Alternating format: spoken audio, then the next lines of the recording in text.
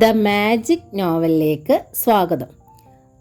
Kamala ഗോവിന്ദൻ്റെ അമ്മയ്ക്കായി part 3. ജിതേന്ദ്രൻ്റെ മനസ്സും മുഖവും നിമിഷം കൊണ്ട് പൂവായി വിരിഞ്ഞു. അങ്ങനെ പെട്ടെന്ന് സമ്മതം പറയണ്ട, ശിവദാസൻ പറഞ്ഞു. വീട്ടിൽ ചെന്ന് ഭാര്യയോടും മകളോടും ആലോചിച്ചിട്ട് പറഞ്ഞാൽ മതി. അതെ, ആ കുട്ടിക്ക് സമ്മതമാണോന്ന് അറിയണമല്ലോ, ഭാസ്കരൻ മാഷ് പറഞ്ഞു. എനിക്ക് സമ്മതമാണെന്ന് പറഞ്ഞാൽ അതിനർത്ഥം എൻ്റെ ഭാര്യയ്ക്കും മോൾക്ക് സമ്മതമാണെന്നാണ്. ഞാൻ പറയുന്നത് എൻ്റെ വീട്ടിൽ നടക്കും. കൃഷ്ണനുണ്ണി പെട്ടെന്ന് ചോർന്നു പോയ തൻ്റെ പഴയ വീറ് വീണ്ടെടുത്തു. ശരി, എന്നാ പിന്നെ നമുക്ക് ഒരുമിച്ച് അങ്ങോട്ട് പോകാം. വിവാഹത്തിന് പറ്റിയൊരു ഡേറ്റും തീരുമാനിക്കാം, ഭാസ്കരൻ മാഷ് പറഞ്ഞു. ശരി. SI ടോമി ചെറിയാൻ്റെ സന്ദർഭോചിതമായ ഇടപെടലിന് നന്ദി പറഞ്ഞ് എല്ലാവരും ഇറങ്ങി. കൃഷ്ണനുണ്ണി പോലീസ് സ്റ്റേഷനിലേക്ക് പോയതിൻ്റെ ആഘാതത്തിൽ തന്നെയായിരുന്നു രാധികയും തുഷാരയും. കണ്ണീരുറഞ്ഞതുപോലെയുള്ള ഇരിപ്പ്. അപ്പോഴാണ് ഗേറ്റ് തുറക്കുന്ന ശബ്ദം. രാധിക ഓടി വാതുക്കലെത്തി. ആദ്യം കൃഷ്ണനുണ്ണിയുടെ ബൈക്ക് വന്നു നിന്നു. പിന്നാലെ ഒരു കാറും. കാറിൽ നിന്ന് ഇറങ്ങുന്നതോ ജിതേന്ദ്രൻ, ശിവദാസൻ, ഭാസ്കരൻ മാഷ്. എന്താണിത് ഉണ്ണിയേട്ടാ, എന്തുണ്ടായി? അകത്തേക്ക് വന്ന കൃഷ്ണനുണ്ണിയോട് രാധിക ചോദിച്ചു.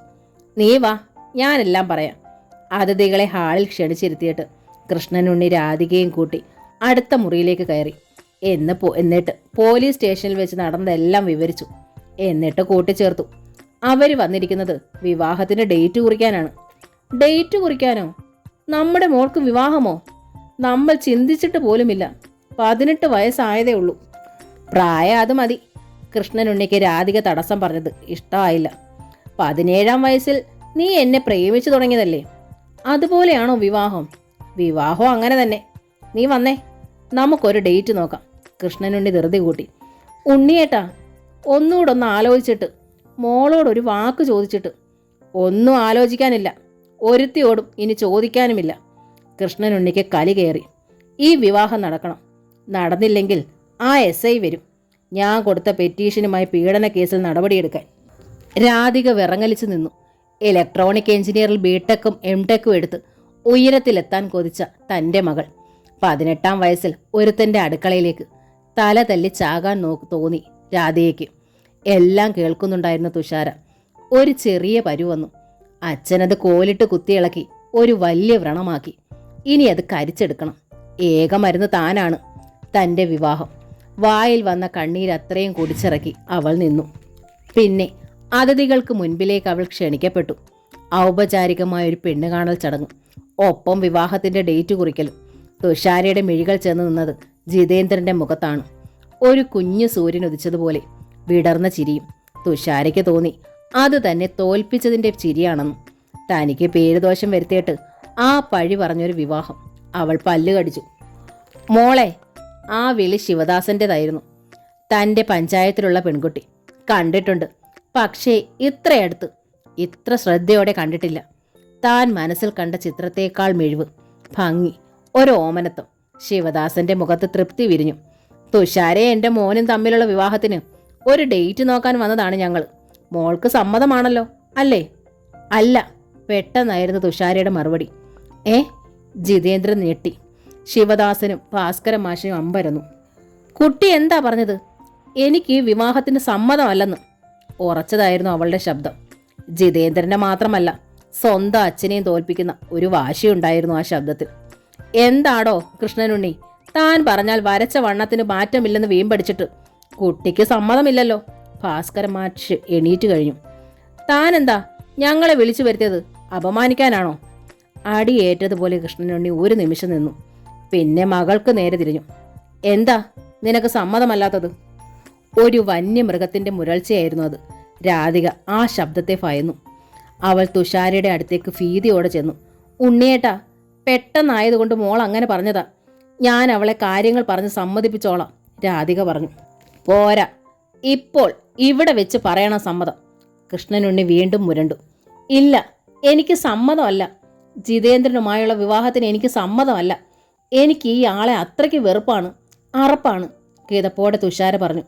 ഇതിൻ്റെ പേരിൽ അച്ഛൻ കൊടുത്ത പീഡന കേസുമായി ഏത് പോലീസും വരട്ടെ, ഞാൻ നേരിട്ടോളാം അവരെ. മുഖത്ത് കാർക്കിച്ച് തുപ്പിയതുപോലെ തോന്നി കൃഷ്ണനുണ്ണിക്ക്. അത് അയാളുടെ ദുർവാശിക്കും ദുരഭിമാനത്തിനും കിട്ടിയ കനത്ത അടിയായി. അയാൾക്ക് സഹിക്കാവുന്നതിലപ്പുറമായിരുന്നു അത്. ഒട്ടും മടിച്ചില്ല. അരയിൽ പാൻസിന് മുകളിൽ കുരുക്കിയിട്ടിരുന്ന ബെൽറ്റ് അയാൾ വലിച്ചെടുത്തു. രാധിക കണ്ടു അത്. അയ്യോ ഉണ്ണിയേട്ടാ, അരുതേ, മോളെ തല്ലല്ലേ. രാധിക അയാൾക്ക് മുൻപിൽ കയറി തടഞ്ഞു നിന്നു. കൃഷ്ണനുണ്ണി ബെൽറ്റ് അവളുടെ ദേഹത്തെ കാഞ്ഞു വീശി. രാധികയുടെ കൈത്തണ്ടയിലും പുറത്തുമായത് മൂളിപ്പതിഞ്ഞു. രാധിക വേദന കൊണ്ട് പൊളഞ്ഞ് വിറച്ചുപോയി. താൻ എന്ത് ഭ്രാന്താടോ ഈ കാട്ടുന്നത്? ശിവദാസൻ ഞെട്ടി എണീറ്റു. ഒപ്പം ജിതേന്ദ്രനും. ശിവദാസൻ പഞ്ചായത്ത് പ്രസിഡന്റ് ആണെന്നത് പോലും മറന്നു. കൃഷ്ണനുണ്ണി അലറി, ഇറങ്ങിപ്പോടാ എൻ്റെ വീട്ടിൽ നിന്ന്. ഒരു നിമിഷം ശിവദാസൻ ജിതേന്ദ്രനെ നോക്കി. വാടാ, രോഷത്തോടെ അയാൾ വിളിച്ചു. അവർ മൂവരും പുറത്തിറങ്ങിയതും കൃഷ്ണനുണ്ണി വാതിൽ വലിച്ചടച്ചു. ബെൽറ്റ് വീണ്ടും ആഞ്ഞു വീശി. പുറത്തുനിന്ന് ജിതേന്ദ്രൻ കണ്ണടച്ചു. തുഷാരയുടെ മുഖമടച്ചായിരുന്നു ആദ്യത്തെ അടി. പിന്നെ അടിയുടെ പെരുമഴയായിരുന്നു. അമ്മേ, എന്തോ ഒരു ശബ്ദം. അച്ഛൻ്റെ മുറിയിൽ നിന്നാണെന്ന് തോന്നുന്നു, തുഷാര പറഞ്ഞു. രാവേറെ ചെന്നിരുന്നു. രാധിക അന്ന് തുഷാരയോടൊപ്പമാണ് കിടന്നത്. അവളെ ഒറ്റയ്ക്ക് കിടത്താൻ രാധിക വല്ലാതെ ഭയന്നു. ഇന്നാളത്തതുപോലെ അവൾ വല്ല കടുങ്കയും ചെയ്താലോ?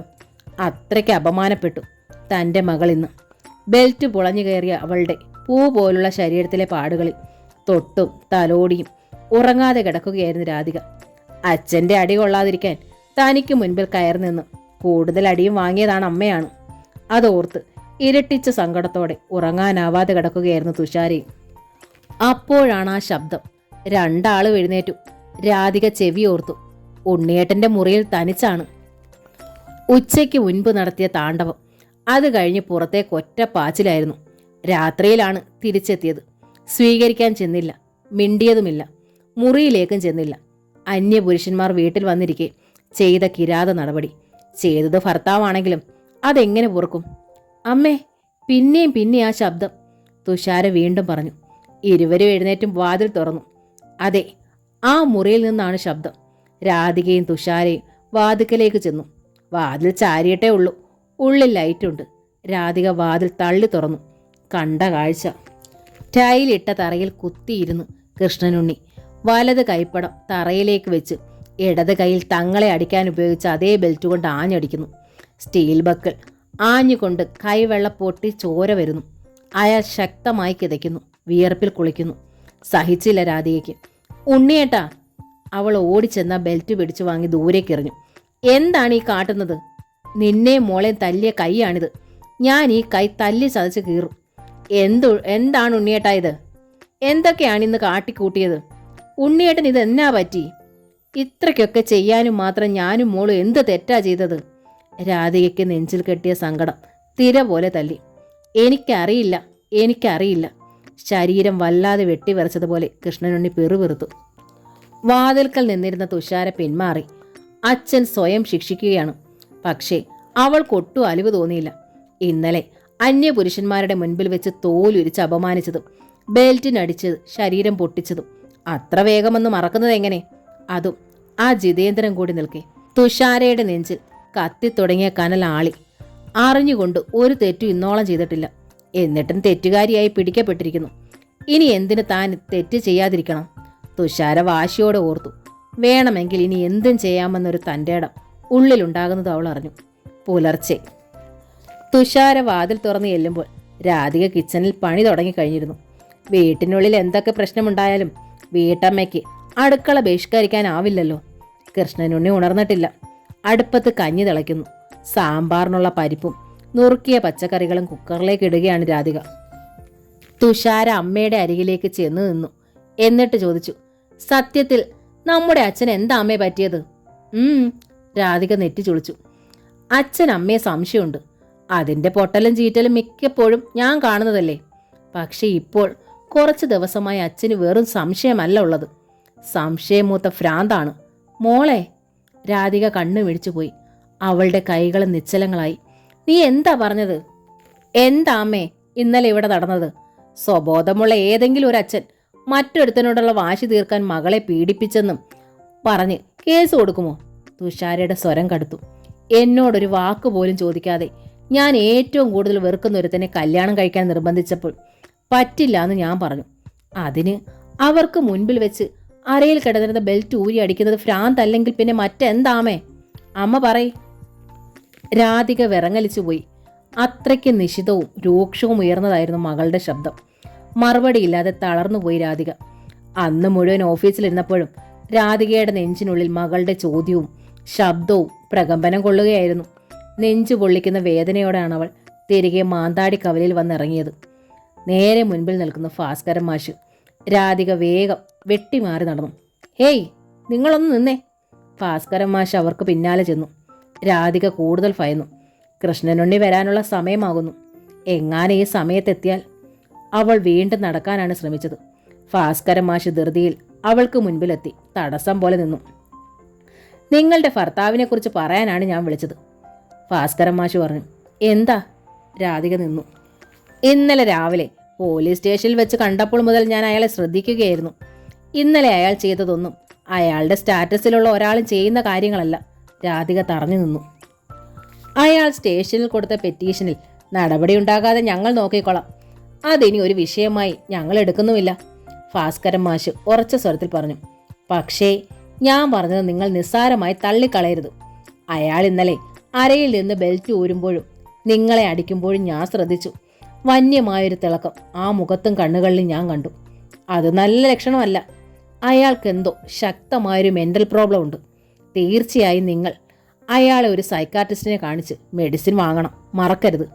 എൻ്റെ ദൈവമേ, രാധിക പിന്നെ നടക്കുകയായിരുന്നില്ല, ഓടുകയായിരുന്നു വീട്ടിലേക്ക്. രാവിലെ തുമ്പിയും പറഞ്ഞു അച്ഛന് ഭ്രാന്താണെന്ന്. ഇതാ മറ്റൊരാളും. നെഞ്ചിൻ്റെ ഉള്ളിൽ തീ ആളിപ്പടരുന്നത് പോലെ. ആ തീയോടെ തന്നെ രാധിക ഉമ്മറത്ത് കാത്തുനിന്നു. പതിവ് സമയത്ത് തന്നെ കൃഷ്ണനുണ്ണി എത്തി. ബൈക്കിന് മുകളിൽ കെട്ടിവെച്ച് പല വ്യഞ്ജനവും പച്ചക്കറികളും മീനും കൊണ്ടുവന്നു. ഒരു സാധനവും വാങ്ങാൻ രാധിക ചന്തയിലോ കടകളിലോ കയറുന്നത് കൃഷ്ണനുണ്ണിക്ക് ഇഷ്ടമല്ല. അതുകൊണ്ട് അയാൾ തന്നെയാണ് ഒക്കെ വാങ്ങുക. ബൈക്ക് നിർത്തി സാധനങ്ങൾ അയാൾ തന്നെ കിച്ചണിൽ കൊണ്ടുപോയി വെച്ചു. ഡ്രസ്സ് മാറ്റി വന്നപ്പോൾ രാധിക നൽകിയ ചായ ഊതി കുടിച്ചു. എന്നിട്ട് പലവ്യഞ്ജനങ്ങളുടെ പാക്കറ്റുകൾ ഓരോന്നായി പൊട്ടിച്ച് അതതിൻ്റെ കുപ്പികളിലേക്കും ജാറുകളിലേക്കുമായി ഇട്ടുവെച്ചു. ചെറുപയറിൻ്റെയും ചെറിയ ഉള്ളിയുടെയും വില കിലോയ്ക്ക് 2 രൂപ കൂടി, കൃഷ്ണനുണ്ണി പറഞ്ഞു. പച്ചക്കറികളും മീനും ഫ്രിഡ്ജിലേക്ക് വെച്ചുകൊണ്ട് തുടർന്നു. വറ്റയുടെ ഒരു പീസാണ് വാങ്ങിയത്. മോൾക്കതല്ലേ ഇഷ്ടം, വറുത്ത് കൊടുക്കണം അവൾക്ക്. ഓ, ഒരു പീസിന് 80 രൂപ, എങ്ങനെ വാങ്ങിക്കൂട്ടും? സാധനങ്ങൾ ഒതുക്കി വെക്കാൻ രാധിക അയാളെ സഹായിക്കുകയായിരുന്നു. ശമ്പളക്കാരുടെ കൃത്യമായ ഈ വരുമാനവും അടിക്കടിയുള്ള വിലക്കയറ്റവും എങ്ങനെ ടാലി ചെയ്ത് കൊണ്ടുപോകുമെന്നാണ് എനിക്ക് അതിശയം. രാധിക അപ്പോഴും മിണ്ടിയില്ല, ശ്രദ്ധിക്കുകയായിരുന്നു. സാധനങ്ങൾ കൊണ്ടുവന്നതും അതൊക്കെ ഒതുക്കി വെക്കുന്നതും ശമ്പളവും വിലക്കയറ്റവും തമ്മിലുള്ള ഈ പരിദേവനവും ഒക്കെ പതിവ് പോലെ തന്നെ. ഒരു മാറ്റവും ഇല്ല. ഈ ആളിനോട് എങ്ങനെ പറയും മെൻ്റൽ പ്രോബ്ലം ഉണ്ടെന്ന്? എങ്ങനെ ഒരു സൈക്കാട്രിസ്റ്റിനെ കാട്ടി മെഡിസിൻ വാങ്ങും? പക്ഷേ പറയാതിരുന്നാലോ? കുറച്ച് ദിവസങ്ങളായി ചെയ്തു വരുന്നതൊക്കെ കൂട്ടി വായിച്ചാലോ? രാധികയുടെ ഉള്ളിൽ ഭയം പത്തി വിടർത്തി. കൃഷ്ണനുണ്ണിയോടൊന്ന് സൂചിപ്പിക്കാൻ പോലും അവൾ ഭയന്നു. മകളോട് വീണ്ടും അതേക്കുറിച്ച് ഒരക്ഷരവും പറയാനും കഴിയുന്നില്ല. തുമ്പി. കൃഷ്ണനുണ്ണിയും രാധികയും ഓഫീസിലേക്ക് പോയി കഴിഞ്ഞാണ് മുറ്റത്ത് വിളി കേട്ടത്. വിളി കേട്ടപ്പോഴേ തുഷാരയ്ക്ക് ആളെ മനസ്സിലായി.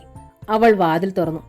ധരിച്ചിരുന്ന ചുരിദാറിൻ്റെ ഷോൾ തലയിലൂടെ വലിച്ചിട്ട് 14-ാം നിലനിറാവ് പോലെ നിൽക്കുന്നു ജാസ്മിൻ, ബേക്കറിയിലെ നൗഷാദിൻ്റെ മകൾ.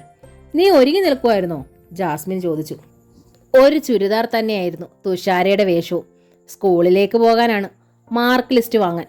ഡിസ്റ്റിങ്ഷൻ കിട്ടിയ ദിവസം കൃഷ്ണനുണ്ണി വാങ്ങിക്കൊണ്ടുവന്ന ചന്ദന നിറത്തിൽ മുത്തുകളും അലക്കുകളും പിടിപ്പിച്ച ലാച്ച അവൾ തൊട്ടതേയില്ല. വല്ലാത്തൊരു ഈർഷ്യയും അകൽച്ചയും തന്നെ ആയിരുന്നു അച്ഛനോട് അവളുടെ മനസ്സിൽ. വാ, നമുക്ക് പോകാം.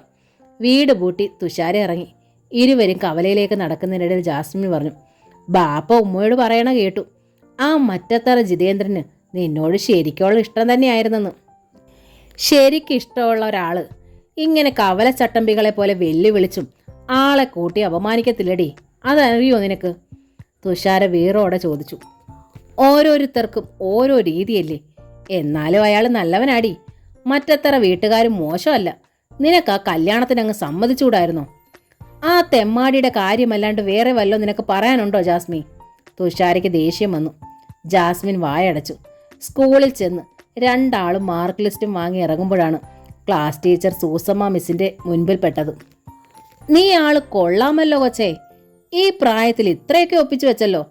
രാത്രിയിലും മുറിയിലൊക്കെ ആളെ വിളിച്ച് കയറ്റുക, പഠിക്കണമെന്നുള്ള ചിന്തയൊക്കെ പോയി ഇല്ലേ? തുഷാരയുടെ നെഞ്ചു പൊള്ളി. ഈശ്വര, ഇവിടെ എത്തിയോ കാട്ടുതീ പോലെയ വാർത്ത ടീച്ചറിന്റെ ചെവിയിൽ. രാത്രിയിൽ മുറിയിൽ വരാൻ സമ്മതം, പക്ഷേ കല്യാണം വേണ്ടടാ, കൂട്ടം കൂടി നിന്ന് ചില കുട്ടികൾ പരസ്പരം പറഞ്ഞു കമന്റ് അടിച്ചു. തുഷാര ചെവി പൊത്തി പിടിച്ചുകൊണ്ട് ഓടി. അവളുടെ ഒപ്പമെത്താൻ ജാസ്മിൻ പാടുപെട്ടു. വഴിയിൽ വെച്ച് പലരും തുറച്ചു നോക്കുന്നു, അർത്ഥം വെച്ച് സംസാരിക്കുന്നു, ആവശ്യമില്ലാത്ത കുശലം ചോദിക്കുന്നു. ഭീതിയും സങ്കടവും തുഷാരെ പിടിച്ചു വല്ലാതെ ഞെരിച്ചു. ഈ നാട്ടിൽ നിനക്കിനി അന്തസ്സോടെ പുറത്തിറങ്ങണമെങ്കിൽ ഒറ്റ വഴിയുള്ളൂ തുമ്പി, ജാസ്മിൻ പറഞ്ഞു. ആ ജിതേന്ദ്രനുമായുള്ള കല്യാണം. അല്ലെങ്കിലോ? അല്ലെങ്കിൽ ഈ നാട്ടിൽ നിന്ന് നിനക്ക് എങ്ങോട്ടെങ്കിലും ഓടിപ്പോകേണ്ടി വരും, അത്ര തന്നെ. തുഷാരയുടെ തലച്ചോറിനുള്ളിൽ പെട്ടെന്നൊരു വെളിച്ചം മിന്നി. അവനുമായുള്ള വിവാഹത്തേക്കാൾ നല്ലതല്ലേ ഒഴിഞ്ഞു മാറി ഓടിപ്പോകുന്നത്? തുഷാര തീരുമാനിച്ചു, അതാണ് നല്ലത്. വൈകിട്ട് അത്താഴം കഴിക്കാനിരിക്കുമ്പോഴാണ് തുഷാര ആ തീരുമാനം പറഞ്ഞത്. നമുക്കിനി ഈ നാട്ടിൽ നിൽക്കണ്ട, എങ്ങോട്ടെങ്കിലും പോണം, എത്രയും വേഗം. അവൾക്കരികിലിരുന്ന് ആഹാരം കഴിക്കുകയായിരുന്നു കൃഷ്ണനുണ്ണിയും രാധികയും. രണ്ടാളും അന്താളിച്ചു. എന്താ മോളെ നീ പറയുന്നത്? രാധിക ചോദിച്ചു. ഇവിടെ നിന്ന് പോകാനോ? എന്തിന്? ഇന്ന് മാർക്ക് ലിസ്റ്റ് വാങ്ങാൻ പോയ ചരിത്രം തുഷാര വിവരിച്ചു. ഇനി ഒരിക്കൽ കൂടി ഈ അവസ്ഥ നേരിടാനും സഹിക്കാനുമുള്ള ത്രാണി എനിക്കില്ല, തുഷാര തീർത്ത് പറഞ്ഞു. എന്ന് വെച്ച് ഈ വീട് വിട്ട് നമുക്ക് എങ്ങനെ പോകാൻ പറ്റുമോ? കൃഷ്ണനുണ്ണി ചോദിച്ചു. പോകാതിരുന്നിട്ടെന്തിനാ? തുഷാരയുടെ ശബ്ദം കനത്തു. അവനുമായി ഇനിയും വഴക്കുണ്ടാക്കാനോ? പോലീസ് കേസുണ്ടാക്കാനോ? കൃഷ്ണനുണ്ണിയുടെ നെഞ്ചിൽ ആ വാക്കുകൾ തറഞ്ഞു കയറി. അയാൾ സ്തംഭിച്ചിരുന്നു. ഒറ്റ കാര്യമേ എനിക്കിനി പറയാനുള്ളൂ. ഇവിടെ തന്നെ കഴിയാനാണ് ഭാവമെങ്കിൽ തുഷാര ഇനി വീടിന് പുറത്തേക്ക് ഒരടി വെക്കില്ല, പഠിക്കാനും പോകില്ല. ഈ വീടിനുള്ളിൽ കിടന്ന് ഞാൻ ചാകും. രാധിക ഭയത്തോടെ കൃഷ്ണനുണ്ണിയുടെ കയ്യിൽ പിടിച്ചു. അത്ര കാഠിന്യം നിറഞ്ഞതായിരുന്നു മകളുടെ ശബ്ദം. ആ കാഠിന്യം ശ്രദ്ധിക്കുകയായിരുന്നു കൃഷ്ണനുണ്ണി. ഭൂമിക്ക് നോവാതെ മിണ്ടാതെ നടന്നിരുന്ന തൻ്റെ പഴയ മകളല്ല മുൻപിൽ ഇപ്പോൾ ഇരിക്കുന്നത് എന്നയാൾ ശക്തമായും ഭയന്നു. 5-ാം ദിവസം വൈകുന്നേരം രാധിക ഓഫീസിൽ നിന്ന് വരുമ്പോൾ പതിവിന് വിപരീതമായി കൃഷ്ണനുണ്ണി വീട്ടിലുണ്ട്. നേരത്തെ വന്നോ? രാധിക ചോദിച്ചു. ആ, ഹാഫ് ഡേ ലീവ് എടുത്തു, കൃഷ്ണനുണ്ണി പറഞ്ഞു. സാധനങ്ങളൊക്കെ പാക്ക് ചെയ്യാമെന്ന് കരുതി. സാധനങ്ങൾ പാക്ക് ചെയ്യാനോ? രാധിക അന്താളിപ്പോടെ കണ്ടു. വസ്ത്രങ്ങളും ബുക്കുകളും പാത്രങ്ങളുമൊക്കെ പഴയ പെട്ടിക്കൂടിനുകളിലേക്ക് മാറ്റി കെട്ടിവെച്ചിരിക്കുന്നു. നാളെ നമ്മൾ ഇവിടെ നിന്ന് പോവുകയാണ്, കൃഷ്ണനുണ്ണി പറഞ്ഞു. പോകാനോ? അപ്പോൾ ഈ വീട്? ഇത് ഞാൻ വിറ്റു. വിറ്റോ? അതെ, വിറ്റു. എന്നിട്ട് വേറെ വീട് വാങ്ങി, കൃഷ്ണനുണ്ണി കൂസാതെ പറഞ്ഞു.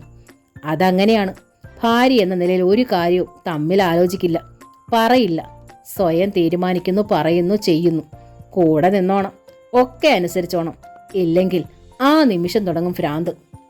കൃഷ്ണനുണ്ണിയോടൊപ്പം കൂടിയതിൽ പിന്നെ ഇത് 4ാമത്തെ വീടാണ്. മുൻപ് വാങ്ങി താമസം ആരംഭിച്ച 3 വീടുകളും വിറ്റു. കാരണങ്ങൾ ഇതൊക്കെ തന്നെ. ഇപ്പോൾ തുമ്പിമോളുടെ പ്രശ്നം. മുൻപൊക്കെ പ്രശ്നം താനായിരുന്നു. അയൽക്കാർ ആവശ്യമില്ലാതെ വീട്ടിൽ വരുന്നു, അല്ലെങ്കിൽ അയൽപ്പക്കത്തെ ചെറുപ്പക്കാർ വീട്ടിലേക്ക് തുറച്ചു നോക്കി നിൽക്കുന്നു. മതി വിൽക്കാൻ കാരണം. വിറ്റിട്ട് വരും, സാധനങ്ങൾ പാക്ക് ചെയ്യും, ഒപ്പം താനും മോളും ഇറങ്ങിയാൽ മാത്രം മതി. നീ എന്താ മിണ്ടാത്തത്? ഞാൻ ഈ വീട് വിറ്റതും വേറെ വാങ്ങിയതും നിനക്കെന്താ ഇഷ്ടപ്പെട്ടില്ലേ? കൃഷ്ണനുണ്ണിയുടെ പുരികം ചുളിഞ്ഞു. ഞാൻ എന്തിനു ഇഷ്ടപ്പെടാതിരിക്കണം? രാധിക ശബ്ദം താഴ്ത്തി. എന്നിട്ട് ചോദിച്ചു. എവിടെയാ പുതിയ വീട് വാങ്ങിയത്? പാലായിൽ, കൃഷ്ണനുണ്ണി പറഞ്ഞു. പാല? രാധികയുടെ നെറുകെ പിളർത്തിക്കൊണ്ടൊരു കൊടുവാൾ തലച്ചോറിലേക്ക് തറഞ്ഞു കയറി. പാലയിലോ? പാലയിൽ എവിടെ? ആന്തലോടെ അവൾ ചോദിച്ചു.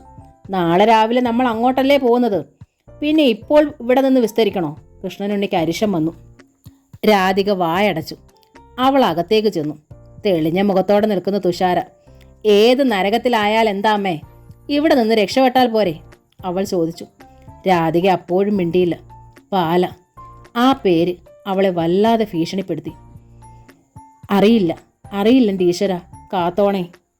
രാത്രി ഇരുട്ടി വെളുക്കുവോളം ഒരു പോള കണ്ണടയ്ക്കാതെ രാധിക പ്രാർത്ഥിച്ചു. പുലർച്ചെ ലോറി വന്നു, ഒരു കാറും.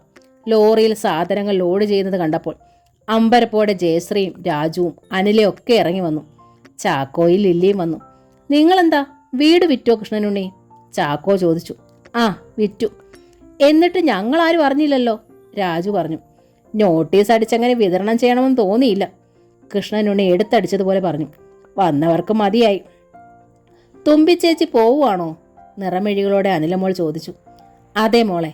തുഷാര അവൾക്കൊരു ഉമ്മ നൽകി. എന്നിട്ട് നിറമിഴികളോടെ കാറിൽ കയറിയിരുന്നു. അവൾക്കരികിലേക്ക് രാധികയും കയറി. കൃഷ്ണനുണ്ണി ഡ്രൈവർക്കൊപ്പം മുൻപിലിരുന്നു.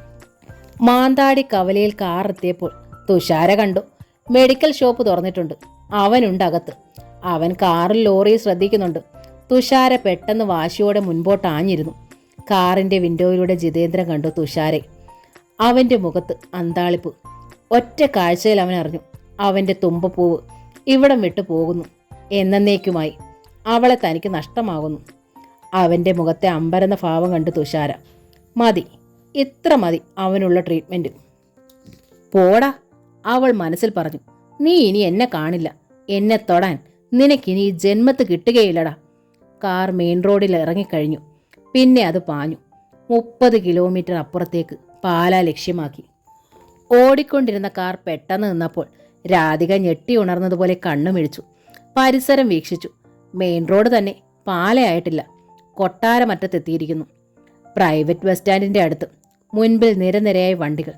എന്താ വണ്ടി നിന്നത്? രാധിക ചോദിച്ചു. ഒരു ബൈക്ക് മറിഞ്ഞെന്ന് തോന്നുന്നു. ആളുകൾ ഓടുന്നുണ്ട്, കൃഷ്ണനുണ്ണി പറഞ്ഞു. വല്ലതും പറ്റിയോ ആവോ വണ്ടി ഓടിച്ച ആൾക്ക്. രാധിക തെല്ലുൽക്കണ്ഠയോടെ വിൻഡോയിലൂടെ മുഖം പുറത്തേക്ക് നീട്ടി. ഒറ്റ നിമിഷം ഇന്നലെ തലച്ചോറിൽ ആഞ്ഞു പതിച്ച കൊടുവാൾ ഹൃദയത്തെ കുത്തി തുറന്നകത്തേക്ക് ചെത്തിപ്പൂളി കയറി. മുൻപിൽ രഘുനന്ദനൻ തൊട്ടടുത്ത കടയിൽ നിന്ന് എന്തോ വാങ്ങിയ പാക്കറ്റുമായി വഴി സൈഡിൽ പാർക്ക് ചെയ്തിരിക്കുന്ന കാറിനരികിലേക്ക് വരുന്നു. ഈശ്വരന്മാരെ, രഘുനന്ദനൻ, തൻ്റെ കഴുത്തിൽ താലി കെട്ടിയ തൻ്റെ ഭർത്താവ്, തൻ്റെ മകൾ തുമ്പിക്ക് ഇന്നോളം അറിയാത്തൊരു മഹാദുരന്തത്തിൻ്റെ ബാക്കി പത്രം. അമ്മ എന്താ പേടിച്ചൊളിക്കുന്നത് പോലെ? പെട്ടെന്ന് തുഷാര ചോദിച്ചു. രഘുനന്ദനെ അപ്രതീക്ഷിതമായി മുൻപിൽ കണ്ടപ്പോൾ പെട്ടെന്ന് രാധിക മുഖം പിൻവലിച്ച് അകത്തേക്ക് ഒതുങ്ങി ചുരുണ്ടിരിക്കുന്ന തുഷാര ശ്രദ്ധിച്ചു. ഹേയ്, ഒളിക്കാനോ? എന്തിന്? രാധിക വിക്കി.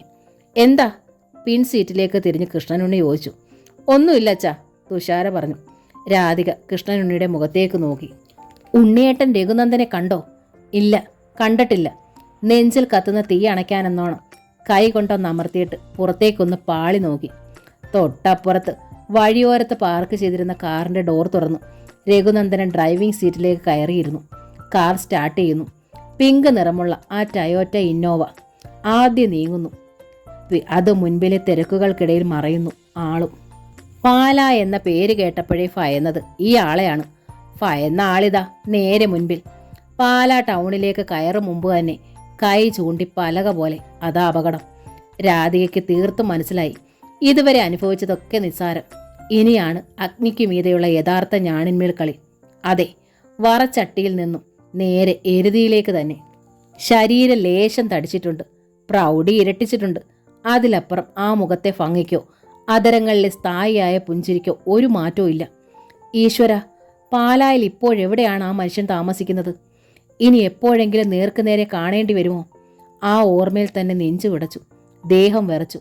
അറിയാതെ അവൾ റോഡിലേക്ക് എത്തി നോക്കി. ആ ഇന്നോവ എങ്ങോട്ടാണ് പോകുന്നത്? പക്ഷേ വാഹനങ്ങൾക്കിടയിൽ ആ പിങ്ക് നിറം കാണാനേയില്ല. രാധിക ഒന്നുകൂടി എത്തി വലിഞ്ഞു നോക്കി. നീ ഇതെന്താ വീണ്ടും വീണ്ടും എത്തി വലിഞ്ഞു നോക്കുന്നത്? രാധിക ഇടയ്ക്ക് ശ്രദ്ധിച്ച കൃഷ്ണനുണ്ണിക്ക് അരിശം വന്നു.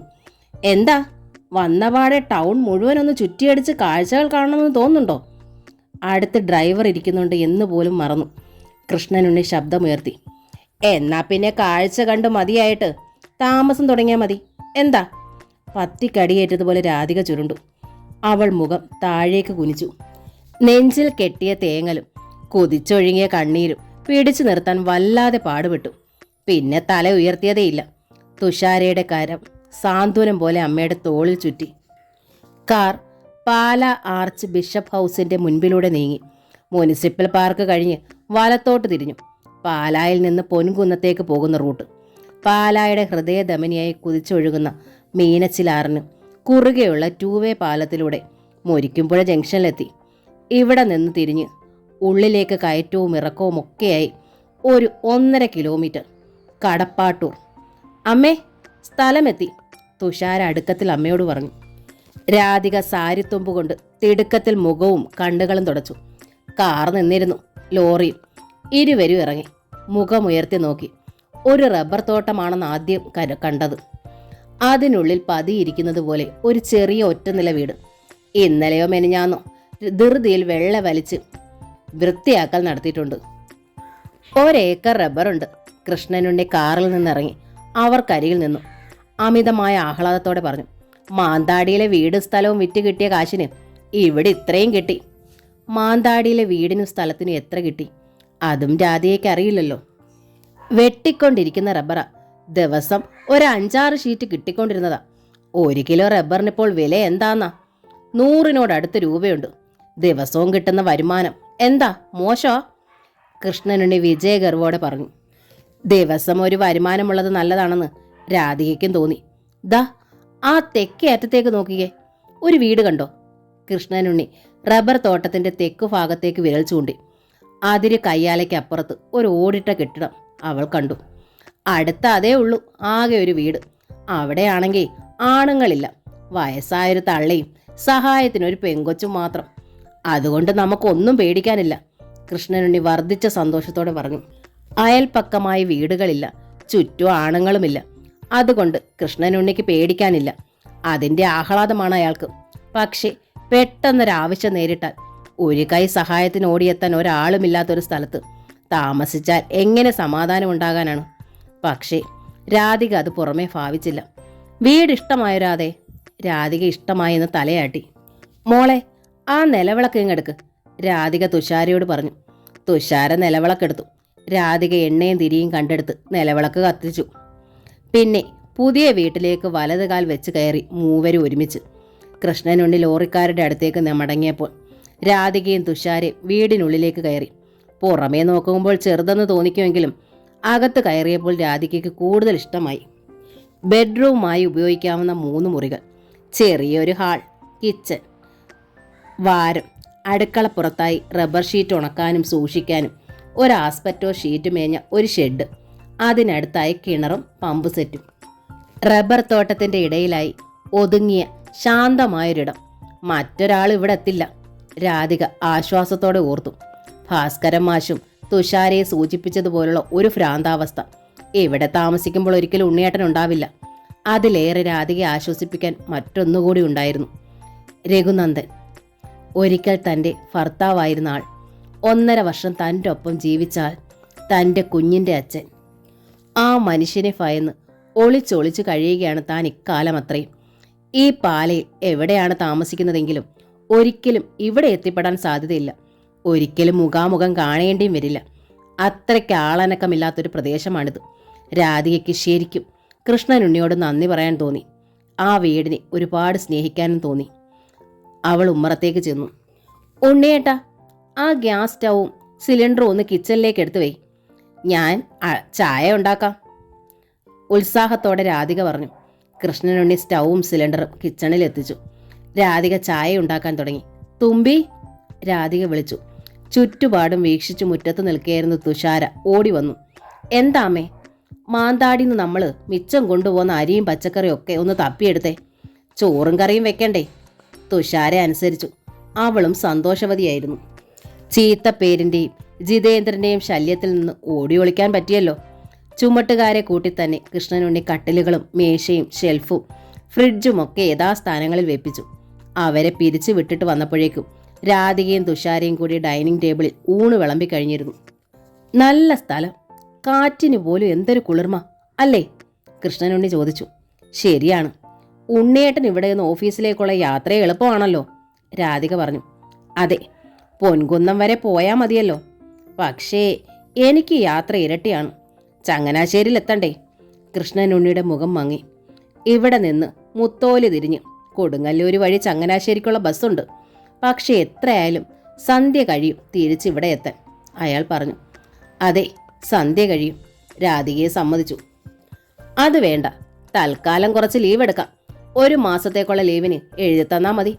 ഞാൻ എൻ്റെ ഓഫീസിൽ അത് കൊടുത്തോളാം, കൃഷ്ണനുണ്ണി ആലോചനയോടെ പറഞ്ഞു.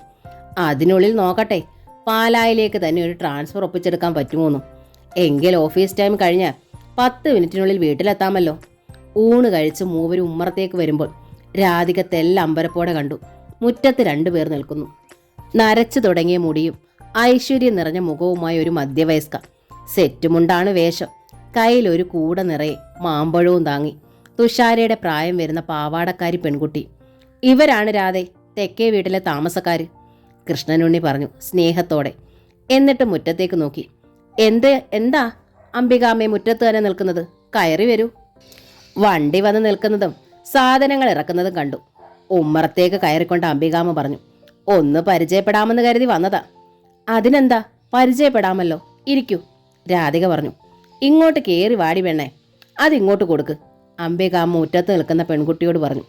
അവിടുത്തെ മാവേലെ പറമ്പിലെ മാവിന്ന് പറിച്ചതാ. നല്ല കോമാങ്ങയാ, നല്ല മധുരമാ. പെൺകുട്ടി ഉമ്മറത്തേക്ക് കയറി മാമ്പഴം നിറഞ്ഞ കൂട രാധികയ്ക്ക് നേരെ നീട്ടി. എന്താ കുട്ടിയുടെ പേര്? രാധിക സ്നേഹത്തോടെ ചോദിച്ചു. ഓമന, അവൾ ചുറുചുറുക്കോടെ പറഞ്ഞു. തുമ്പി, ഇതങ്ങ് അകത്ത് വാക്കേ. ഓമനയുടെ കയ്യിൽ നിന്നും മാമ്പഴക്കൂട വാങ്ങി രാധിക തുഷാരയുടെ നേർക്ക് നീട്ടി. തുമ്പീന്നാ പേര് അല്ലേ? ഓമന തുഷാരയ്ക്ക് അരികിലേക്ക് നീങ്ങി. തുഷാരേന്നാ പേര്, തുമ്പീന്നാ അച്ഛനും അമ്മയും വിളിക്കുക. തുഷാര പുഞ്ചിരിയോടെ അകത്തേക്ക് വലിഞ്ഞു. ഞാനും തുമ്പീന്ന് വിളിച്ചോട്ടെ? ഓമന അവൾക്കൊപ്പം നീങ്ങി. വിളിച്ചോളൂ, തുഷാര പറഞ്ഞു. മാന്താടിക്കരയിൽ താൻ വേദനയോടെ വിട്ടിട്ട് പോന്ന ജാസ്മിന് പകരം ഇവിടെ ഒരു കൂട്ടുകാരി, ഓമന. തുഷാരയ്ക്ക് സന്തോഷമായി. തുമ്പി ഒറ്റ മോളേ ഉള്ളൂ? അംബികാമ്മ രാധികയെ നോക്കി. രാധിക കൃഷ്ണനുണ്ണിയെ നോക്കി. ഉവ്വ്, കൃഷ്ണനുണ്ണിയാണ് ഉത്തരം പറഞ്ഞത്. ഞങ്ങൾക്കൊറ്റ മോള് മതിയെന്ന് വെച്ചു. മുമ്പ് ഇവിടെ താമസിച്ചുകൊണ്ടിരുന്നവർക്കും ഉണ്ടായിരുന്നു ഈ പ്രായത്തിലൊരു പെൺകൊച്ച്. ഓമനയുമായിട്ട് വലിയ കൂട്ടായിരുന്നു. അംബികാമ്മ തുടർന്നു. തന്ത ഒരു ചൊവ്വില്ലാത്തവനായിരുന്നു. 6-7 കിലോ റബ്ബർ ദിവസവും വരുമാനമുണ്ട്. പറഞ്ഞിട്ടെന്താ കാര്യം? കുടിച്ച് നശിച്ച് കടം കയറി വിറ്റു തൊലച്ചു. എന്നും വഴക്കും പൊല്ലാപ്പും. വല്ലാത്ത ശല്യമായിരുന്നു താനും. വിറ്റുപോയത് നന്നായി. എൻ്റെ അപ്പോ സ്വൈര്യമായല്ലോ. അല്ല, നിങ്ങളെപ്പോലെ സർക്കാർ ഉദ്യോഗസ്ഥരൊക്കെ ആകുമ്പോൾ വഴക്കും പൊല്ലാപ്പും ഒന്നുമില്ലാണ്ട് മാനമര്യാദയെ കഴിഞ്ഞു പോകുമല്ലോ എന്നാ ഞാൻ പറഞ്ഞത്. കൃഷ്ണനുണ്ണി വിളറി. രാധിക മുഖം തിരിച്ചു. ഓമന തുഷാരയോടൊപ്പം അവളുടെ റൂമിലായിരുന്നു. തുഷാരയുടെ കമ്പ്യൂട്ടർ ഓമനയ്ക്ക് അത്ഭുതമായി. ഷോ, ഇത്രയെടുത്ത് ഞാൻ എൻ്റെ കമ്പ്യൂട്ടർ കണ്ടിട്ടേ ഇല്ല തുമ്പി. ഓമന ആശയോടെ അതിലേക്ക് നോക്കി. മെല്ലെ കൈ നീട്ടി മോണിറ്ററിലും കീബോർഡിലും മൗസിലും ഒക്കെ അറച്ചറച്ച് തൊട്ടു. ഞാനിത് ഓണാക്കി ഓമനെ കാട്ടിത്തരാം. സമയം കിട്ടുമ്പോൾ പഠിപ്പിച്ചു തരാം, തുഷാര പറഞ്ഞു. ഉവ്വോ, ഓമനയ്ക്ക് സ്വർഗം കിട്ടിയ സന്തോഷമായി. തുഷാര ദൈവത്തിൻ്റെ സ്ഥാനത്തും. തുഷാര മെല്ലെ കമ്പ്യൂട്ടർ ഓണാക്കി. മോണിറ്ററിൽ അക്ഷരങ്ങൾ തെളിയുന്നതും ഫയലുകൾ മാറുന്നതും വിടർന്ന കണ്ണുകളോടെ ഓമന കണ്ടു. 10ാം തരത്തിൽ പോലും എത്തിയിട്ടില്ലാത്ത അവൾക്കത് അത്ഭുത ലോകം തന്നെയായിരുന്നു. തുഷാര തൻ്റെ പ്രിയപ്പെട്ട ഫയൽ തുറന്നു. പെയിന്റ്. അവൾ വരച്ച് ഫയൽ ചെയ്തിരുന്ന ചിത്രങ്ങൾ കണ്ട് ഓമന കൂടുതൽ അമ്പരന്നു. ഇതൊക്കെ തുമ്പി വരച്ചതാ? അതെ. ശരിക്കും? ഓമന അവിശ്വസനീയതയോടെ ചോദിച്ചു. അതെ, തുഷാര വീണ്ടും പറഞ്ഞു. എനിക്കൊരെണ്ണം വരച്ചു തരുമോ? ഓമനയ്ക്ക് ആശ മുഴുത്തു. തരാല്ലോ. തുഷാര വേഗം മൗസിൽ ബ്രഷ് എടുത്തു. ഒരു ചിത്രം വരച്ചു. അതിൻ്റെ പ്രിൻ്റ് ഔട്ട് എടുത്ത് ഓമനയ്ക്ക് നൽകി. ഹായ്, ഇതെനിക്കാണോ? ഓമന അത് വിടർത്തി നോക്കി. എൻ്റെ ഈശ്വര, ഈ തുമ്പി എത്ര ഭംഗിയായി വരച്ചു. ഓമനയ്ക്ക് ആക്രാന്തമായി. തുമ്പി, എനിക്ക് ഒരെണ്ണം കൂടി വരച്ചു തരാവോ? എൻ്റെ മുറിയിൽ ആണിയടിച്ച് തൂക്കാനാ, എനിക്ക് എപ്പോഴും കാണാൻ. തരാലോ. തുഷാര തൻ്റെ ഫയലെടുത്ത് അതിൽ നിന്നൊരു ചിത്രത്തിൻ്റെ പ്രിൻ്റ് ഔട്ട് കൂടി എടുത്ത് ഓമനയ്ക്ക് നൽകി. നാളെ ഞാൻ വരുമ്പം പനിനീർ ചാമ്പയ്ക്ക കൊണ്ടുതരാവേ. ഓമന ചിത്രത്തിന് പകരം പനിനീർ ചാമ്പയ്ക്ക പ്രതിഫലമായി വാഗ്ദാനം ചെയ്തു. തുഷാര ചിരിച്ചുപോയി. ഓമന ചിത്രവുമായി ഉമ്മറത്തേക്കോടി. അംബികാമ്മ കൃഷ്ണനുണ്ണിയോടും രാധികയോടും നാട്ടുവിശേഷങ്ങൾ പറയുകയായിരുന്നു. നോക്കമ്മച്ചി, തുമ്പി വരച്ചതാ, എനിക്ക് സ്വന്തമായിട്ട് തന്നു, കൊണ്ടുപോയിക്കോളാൻ പറഞ്ഞു. ഓമന ആഹ്ലാദിച്ച് ചിത്രങ്ങൾ അംബികയമ്മയെ കാട്ടി. മോള് നന്നായി വരച്ചിട്ടുണ്ടല്ലോ, മിടുക്കി. ചിത്രങ്ങൾ കണ്ടിട്ട് അംബികാമ്മ തുഷാരെ അഭിനന്ദിച്ചു. തുഷാര പുഞ്ചിരിച്ചു. ഓമന മുറ്റത്തേക്കിറങ്ങി. എന്നിട്ട് പറഞ്ഞു, പോകാം അമ്മച്ചി, അമ്പലത്തിൽ പോകണ്ടേ? നട തുറക്കാറായിട്ടുണ്ട്. ഉവ്വോ, ദാ ഞാൻ വരിക. അംബികാമ്മ എഴുന്നേറ്റു. ഇവിടെ അടുത്ത് അമ്പലമുണ്ടോ? രാധിക ചോദിച്ചു. ഉണ്ടോന്നോ? ഇതാ നന്നായേ. ഈ സ്ഥലം ഏതാന്നാ? കടപ്പാട്ടൂരാ. അംബികാമ്മ തുടർന്നു. ഇത് കടപ്പാട്ടൂരപ്പൻ്റെ നാടാ. ദാ കൈയൊന്ന് നീട്ടിയ ഭഗവാന്റെ തിരുമുറ്റമായി. അത്രയ്ക്കടുത്താണോ? ഒരു 2 ഫർലോങ് ദൂരം, അത്രയേ ഉള്ളൂ. ഞാനും ഈ പെണ്ണും എന്നും പോകും ഭഗവാനെ കാണലും തൊഴിയിലും. ഇനിയിപ്പോൾ ഈ വയസ്സുകാലത്ത് അതല്ലാണ്ട് എനിക്കെന്താ വേറൊരു പണി? കടപ്പാട്ടൂർ ക്ഷേത്രമെന്ന് രാധിക കേട്ടിട്ടുണ്ട്. ഇനിയിപ്പോൾ പോയി തൊഴാലോ. അല്ലെങ്കിലും അടുത്തൊരമ്പലം ഉണ്ടല്ലോ, ഓടിച്ചെന്ന് നിന്ന് സങ്കടങ്ങളൊക്കെ പറയാൻ. ഇടയ്ക്ക് നിങ്ങൾ തെക്കേ പറമ്പിലോട്ട് വാ മക്കളെ, അംബികാമ്മ പറഞ്ഞു. ചുമ്മാ വർത്താനം പറഞ്ഞിരിക്കാം. വരാം, രാധിക സമ്മതിച്ചു. ഓ, അവരങ്ങനെയൊക്കെ പറയും എന്ന് കരുതി അങ്ങോട്ടൊന്നും പോകാൻ നിൽക്കണ്ട, അംബികാമ്മ പോയപ്പോൾ കൃഷ്ണനുണ്ണി പറഞ്ഞു. തുഷാര അമ്മയെ ഒന്ന് നോക്കി. ആ വിലക്ക് അവൾക്ക് തീരെ ഇഷ്ടമായില്ല. കൃഷ്ണനുണ്ണി പിറ്റേന്ന് മുതൽ രാവിലെ ഓഫീസിൽ പോയി തുടങ്ങി. രാധിക അവധിയിലായി. എന്നിട്ടും അവൾ തെക്കേ പറമ്പിലേക്ക് കയറിയില്ല. തുഷാരയ്ക്ക് വാശിയായി. 3-ാം ദിവസം ഉച്ചയൂണ് കഴിഞ്ഞതും തുഷാര മുറ്റത്തേക്ക് ഇറങ്ങിക്കൊണ്ട് പറഞ്ഞു, ഞാൻ അംബികാമ്മയുടെ വീട്ടിൽ പോകുവാമേ, ഓമനെ കണ്ടിട്ട് ഞാൻ വരാം. എങ്ങും പോകണ്ടെന്നല്ലേ മോളെ അച്ഛൻ പറഞ്ഞത്, രാധിക പറഞ്ഞു. 4 വശം അടച്ച് ഇനി വീട്ടിനുള്ളിൽ അമ്മ ഇരുന്നാൽ മതി, എനിക്ക് പറ്റില്ല, ഞാൻ പോകും, തുഷാര അമർഷത്തോടെ പറഞ്ഞു. പറയുക മാത്രമല്ല, അവൾ ഒറ്റ കുതിപ്പിന് തെക്കേ പറമ്പിലേക്ക് ചാടി. രാധിക വല്ലാതെ ഭയന്നു. കുറച്ച് ദിവസമായിട്ട് മകൾ ഇങ്ങനെയാണ്, അച്ഛന് ധിക്കാരിക്കാനുള്ള വാശി. ഇക്കണക്കിന് പോയാൽ എപ്പോഴാണ് അച്ഛനും മകളും തമ്മിൽ ഇനിയത്തെ ഏറ്റുമുട്ടൽ? അതോർത്തപ്പോൾ രാധിക കൂടുതൽ ഭയന്നു. തെക്കേ പറമ്പിൽ റബ്ബർ മാത്രമല്ല, ഒരു ഭാഗത്ത് മാവും പ്ലാവും പനിനീർ ചാമ്പയും ഒക്കെ ഉണ്ടെന്ന് തുഷാര കണ്ടു. മറ്റൊരു ഭാഗത്ത് ചീരയും വെണ്ടയും വഴുതനയും കാന്താരിയും ഒക്കെ പറിക്കാൻ പാകപ്പെട്ട് നിൽക്കുന്നു. തുഷാര കൗതുകത്തോടെ എല്ലാം നോക്കി കണ്ടുകൊണ്ട് വീട്ടുമുറ്റത്തെത്തി. വളരെ പൊക്കമുള്ള അറയും നിരയുമുള്ള വീട്, പൂമുഖത്ത് ചിത്രത്തൂണുകൾ. അതിലെ ചിത്രപ്പണികൾ ശ്രദ്ധിച്ചുകൊണ്ട് തുഷാര ഉമ്മറത്തേക്ക് കയറി. എന്നിട്ട് വിളിച്ചു, ഓമനെ, അംബികാമച്ചി. ഹായ് തുമ്പിക്കുട്ടി. പെട്ടെന്നായിരുന്നു ആ വിളി. വിളിയുടെ ഒപ്പം അകത്തു നിന്ന് ഇറങ്ങി വന്നത് ഓമനയല്ല, അംബികാമയുമല്ല, 20 മേൽ പ്രായമുള്ള ഒരു സുമുഖൻ. പാൻസും ഷർട്ടും വേഷം, മുഖം നിറഞ്ഞ ചിരി. തുഷാര അമ്പരന്നു. ആദ്യമായി കാണുന്ന ഒരാൾ ഒരുപാട് സ്വാതന്ത്ര്യത്തോടെ തൻ്റെ പേര് വിളിക്കുന്നു, അതും തുമ്പിക്കുട്ടിയെന്നു. ആരാണിയാൾ? അതും ആണുങ്ങളില്ലാത്ത ഈ വീട്ടിൽ. ഞാൻ സൂര്യൻ. അവളുടെ ഉള്ളറിഞ്ഞതുപോലെ സ്വന്തം നെഞ്ചിൽ തൊട്ട് അവൻ പറഞ്ഞു. എന്നിട്ട് അതുവരെ കയ്യിൽ ചുരുട്ടിപ്പിടിച്ചിരുന്ന ഒരു പേപ്പർ അവൻ നിവർത്തി അവളുടെ മുഖത്തിന് നേരെ പിടിച്ചു. ഞാൻ വരച്ചതാണ്, ഇതെങ്ങനെയുണ്ട്? ഒറ്റ നോട്ടം തുഷാര തറഞ്ഞു നിന്നുപോയി. സൂര്യൻ്റെ കയ്യിലെ പേപ്പർ അതിമനോഹരമായൊരു പെയിൻറ്റിംഗ് ആയിരുന്നു. ഒരു പെൺകുട്ടി ജീവന്റെ തുടിപ്പുമായി ഊറിയ ചിരിയോടെ നിൽക്കുന്നു. ആ പെൺകുട്ടിക്ക് കൃത്യം തുഷാരയുടെ അതേ മുഖവും. പറയൂ തുമ്പിക്കുട്ടി, ഇതെങ്ങനെയുണ്ട്? ഒരുപാട് വർഷത്തെ പരിചയമുള്ള ആളെപ്പോലെ സൂര്യൻ തൻ്റെ കയ്യിലുള്ള ചിത്രത്തിലേക്ക് ചൂണ്ടിക്കൊണ്ട് വീണ്ടും ചോദിച്ചു. നന്നായോ?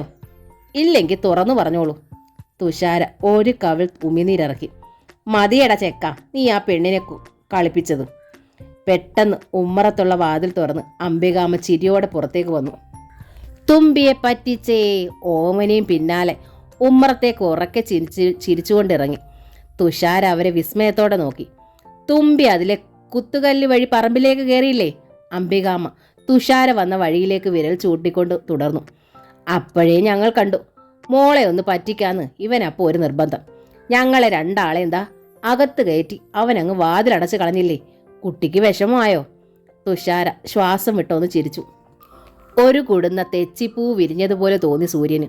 തുഷാര അംബികാമ്മയ്ക്ക് നേരെ തിരിഞ്ഞു. പുഞ്ചിരിയോടെ തന്നെ ചോദിച്ചു, അച്ഛൻ പറഞ്ഞു ഇവിടെ അമ്മച്ചി ഓമനയും മാത്രമേ ഉള്ളൂന്ന്. ഇത് പിന്നെ ആരാ? ഇവൻ എൻ്റെ പേരക്കുട്ടിയല്ലേ മോളെ, എൻ്റെ മകള് പത്മിണിയുടെ മോൻ. അംബികാമ്മ തുടർന്നു. ഇവര് കുറച്ച് പടിഞ്ഞാറോട്ട് മാറിയാ താമസിക്കുന്നേ, വെള്ളിയപ്പള്ളിയിൽ. അതെ, എൻ്റെ അച്ഛൻ ഈ ഭാര്യ വീട്ടിൽ താമസിക്കുന്നതിന് മടി. അതുകൊണ്ട് അച്ഛൻ വേറെ വീട് വെച്ച് മാറി. മുത്തശ്ശിക്ക് മകളുടെ വീട്ടിൽ താമസിക്കാനും മടി. അതുകൊണ്ട് മുത്തശ്ശി ഇവിടെ ഒറ്റയ്ക്കായി, സൂര്യൻ വിശദീകരിച്ചു.